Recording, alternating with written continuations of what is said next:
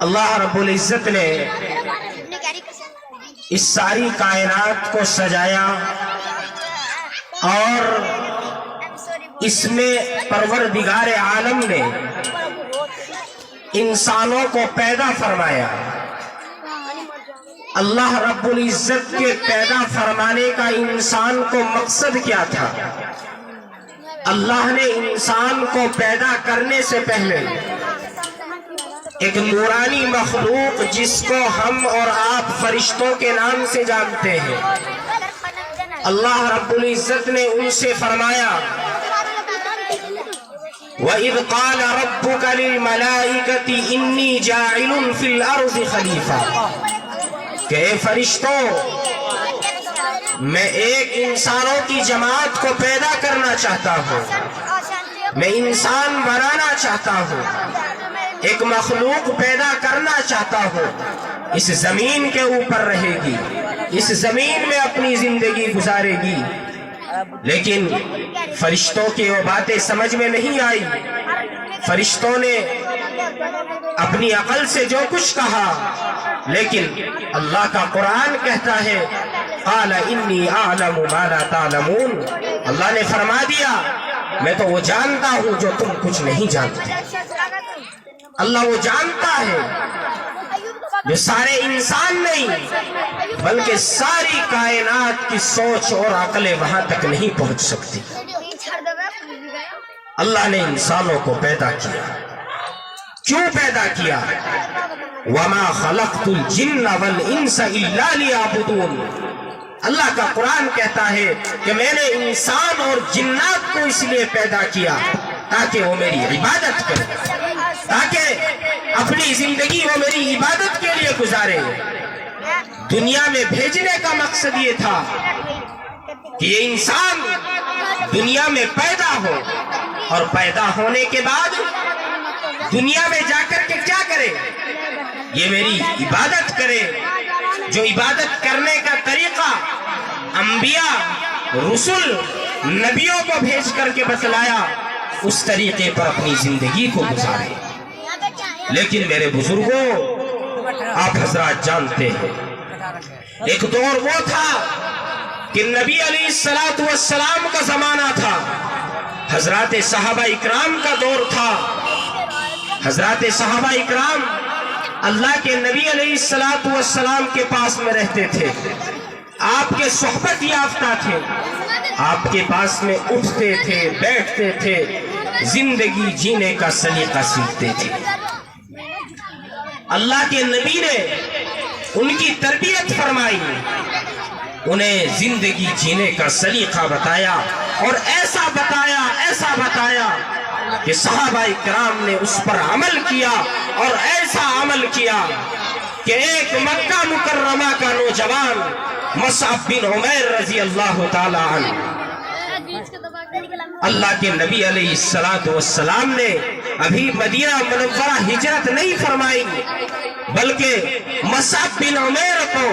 اپنے ہجرت فرمانے سے پہلے مدینہ منورہ قرآن کا قاری بنا کر کے بھیج دیا کہ تم جاؤ مدینہ منورہ کے اندر لوگوں کو قرآن سکھاؤ۔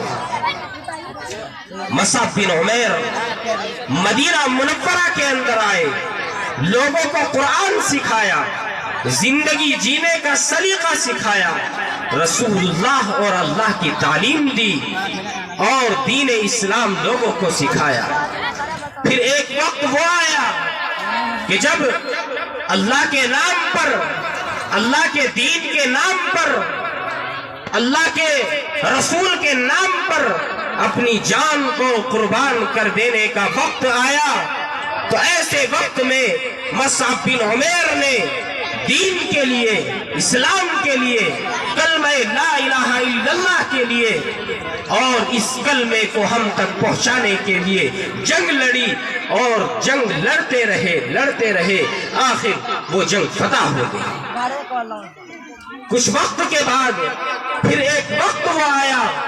کہ دوبارہ مصعب بن عمیر نے جنگ لڑی اور اللہ کے نام پر، دین کے نام پر جنگ لڑتے رہے۔ پھر ایک وقت آیا، اس وقت میں مصعب بن عمیر کو آواز دی گئی کہ آؤ، اللہ کے نام پر، اللہ کے دین کے نام پر اللہ آپ کو آواز لگاتا ہے، اللہ کا رسول آپ کو میدان میں بلاتا ہے، آؤ جنگ کے لیے تیار ہو کر کے آ جاؤ۔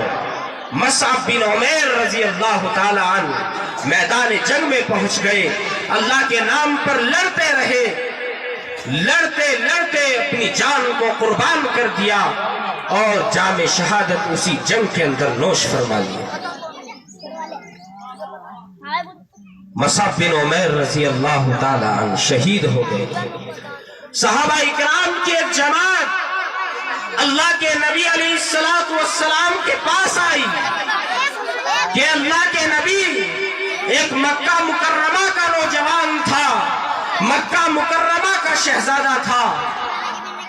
اس نے آپ کے نام پر، قرآن کے نام پر، دین کے نام پر اپنی جان کو قربان کر دیا ہے، اب اس کی لاش پڑی ہوئی ہے، کوئی اس کو کفن دینے کے لیے تیار نہیں، کیونکہ کفن اگر کوئی دیتا ہے تو وہ کوئی رشتہ دار دیتا ہے، کوئی گھر والا دیتا ہے، اس لیے کہ مصعب بن عمیر اکیلا آپ کے دین کا نام لے کر کے اپنے گھر سے آیا تھا، اس کی ماں نے اسلام کو قبول نہیں کیا تھا، اس کے باپ نے اسلام کو قبول نہیں کیا تھا، اس کے کسی رشتہ دار نے اسلام کو قبول نہیں کیا تھا، بلکہ وہ تنے تنہا اس نے اسلام کو مان لیا، آپ کا اسیر ہو گیا تھا، آپ کا عاشق ہو گیا تھا، آپ کا عاشق ہو کر کے مدینہ منورہ آ گیا تھا۔ یہ مصعب بن عمیر مکہ مکرمہ کا شہزادہ تھا، اپنی ماں کا اکلوتا بیٹا تھا، جس گلی سے گزر جاتا تھا لوگ اس کی خوشبو کو سونگتے تھے۔ اس کی ماں روزانہ صبح میں اس کو دلہا بنا کر کے گھر سے نکالتی تھی، لیکن نبی کا اسیر ہو گیا، نبی کا عاشق ہو گیا، اسلام کو قبول کر لیا، ماں نے جائیداد سے بے دخل کر دیا، گھر سے بے دخل کر دیا، آج اللہ کے نام پر، اللہ کے دین کے نام پر اپنی جان کو قربان کر دیا ہے، آج مصعب بن عمیر کو کوئی کفن دینے کے لیے تیار نہیں ہے۔ اللہ کے نبی علیہ السلام نے صحابہ اکرام کی اس بات کو سنا، یہ بات سن کر اللہ کے نبی علیہ السلام کی آنکھوں میں آنسو آ گئے، اور اللہ کے نبی علیہ السلام نے صحابہ کو حکم دیا کہ جاؤ میری پھوپھی کے پاس میں چلے جاؤ، اس نے حمزہ کے لیے 2 چادریں رکھی ہے کفن کے لیے، ان سے کہہ دو کہ ایک چادر نبی کو مانگی دے دو، ایک چادر کا نبی سوال کرتا ہے، اور لا کر کے وہ مصعب بن عمیر کے اوپر ڈال دو۔ صحابہ اکرام نے کفن کی وہ چادر مصعب بن عمیر کے اوپر لا کر کے ڈال دی، اس کے بعد دوڑ کر کے اللہ کے نبی علیہ السلام کے پاس میں آئے اور کہا کہ اللہ کے نبی، مصعب بن عمیر یہ لمبا چوڑا آدمی ہے، اگر اس کا سر ڈھانپتے ہیں تو پیر پھل جاتے ہیں، پیر ڈھانپتے ہیں سر پھل جاتا ہے، ایک ہی چادر ہے۔ اللہ کے نبی علیہ السلام نے فرمایا کہ جاؤ اس کے سر کو ڈھانپ دو اور پیروں کے اوپر گھاس ڈال دو۔ میرے نوجوانوں، یہ جوانی تھی حضرات صحابہ اکرام کی، یہ جوانی تھی حضرات صحابہ اکرام کی، جس کو دیکھ کر،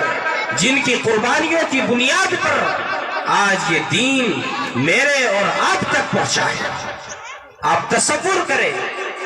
آپ اپنے معاشرے کا جائزہ لیں، اپنی بستیوں کے اندر، اپنے محلوں کے اندر، ہم دیکھیں تو صحیح کہ ایک ہمارے نوجوان ہیں، ایک ہم بھی کلمہ پڑھنے والے ہیں،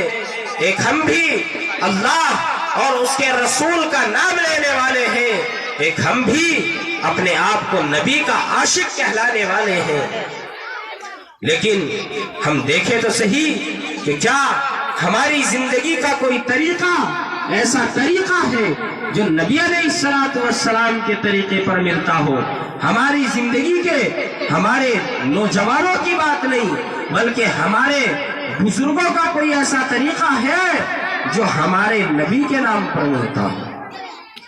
ہم صرف نام اور رواج کے مسلمان ہیں، باقی آپ اپنے دلوں کے اندر جھانک کر کے دیکھیں، ہم اپنے عقائد کے اندر جھانک کر کے دیکھیں، ہر انسان اپنے معاملے میں بہتر جانتا ہے۔ تو مجھے تو ایسا محسوس ہوتا ہے کہ ہمارے معاشرے کے اندر ہمارے نام زید، عمر، بکر، خالد، راشد وغیرہ ضرور ہے، لیکن اللہ کی قسم اگر ہم اپنے ایمان اور عقائد کے اندر جھانک کر کے دیکھیں تو مجھے ایسا محسوس ہوتا ہے کہ ہمارے نوجوان ایمان سے کوسوں دور جا چکے ہیں۔ ایمان نام کی چیز ہمارے دلوں کے اندر موجود نہیں ہے۔